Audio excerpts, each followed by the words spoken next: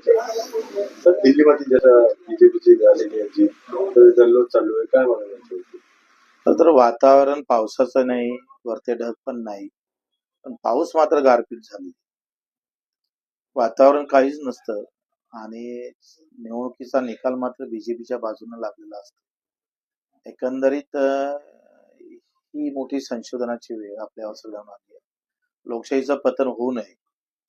EM मध्ये जर आमचा भरोसा नाही आहे आणि म्हणून आम्ही एक त्यांना सुझाव दिला होता की ईएम मशीन पण ठेवा, पण व्हीव्हीपॅट जे येतं ते मतदाराच्या हाती आलं पाहिजे, त्याला क्रमांक असला पाहिजे, बॅलेट क्रमांक असला पाहिजे आणि त्याच्यावर सही घेऊन बाकीच्या मतपेटीत तो टाकला पाहिजे. एवढं पारदर्शक काम प्रभू रामचंद्रांचे जे काही भक्त आहेत त्यांना माझं आव्हान आहे का आदर्श प्रभू रामचंद्राचा आदर्श होता, तो आदर्श बीजेपीनं स्वीकारला पाहिजे.